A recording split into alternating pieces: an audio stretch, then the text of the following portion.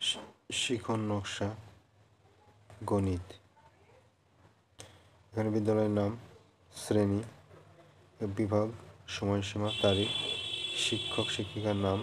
তারপরে ডান সাইডে বিষয়, একক, ত্রিভুজের ক্ষেত্রফল, উপ একক, আজকের পাঠ, চতুর্ভুজের ক্ষেত্রফল।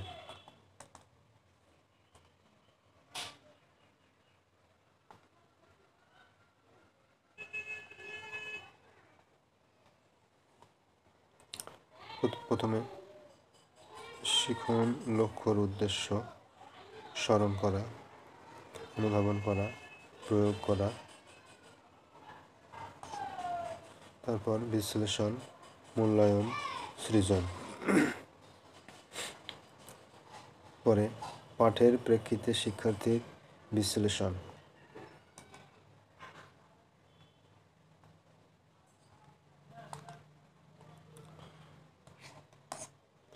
নেক্সট, শিখন সহায়ক উপকরণ প্রস্তুতি ও নির্বাচন।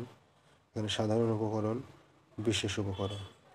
তারপর শিখন কৌশল, শিখন ক্ষেত্র, আর ডান সাইডে দুটো প্রাসঙ্গিক কৌশল। নেক্সট, মূল্যায়নের নকশা, দুর্বলতা নির্ণয়, শেষ। সেকেন্ড, শিখন নকশা, এগুলো যা ছিল সেরকমই হবে।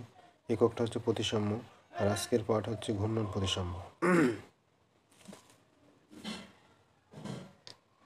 শিখন নকশার লক্ষ্য উদ্দেশ্য, পাঠের প্রেক্ষিতে শিক্ষার্থীর বিশ্লেষণ, শিখন সহায়ক উপকরণের প্রস্তুতি ও নির্বাচন, শিখন কৌশল, মূল্যায়নের নকশা, দুর্বলতা নির্ণয়। 3 নম্বর, শিখন নকশা, এখানে বিদ্যালয়ের নাম যা যা আছে এগুলো সব। একক, ত্রিকোণমিতি, আজকের পাঠ ত্রিকোণমিতিক অনুপাতের প্রয়োগ, উচ্চতা ও দূরত্ব নির্ণয়। শিখনের লক্ষ্য বা উদ্দেশ্য।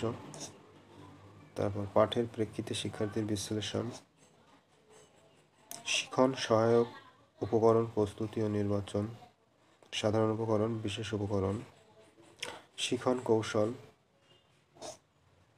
মূল্যায়নের নকশা, দুর্বলতা নির্ণয়।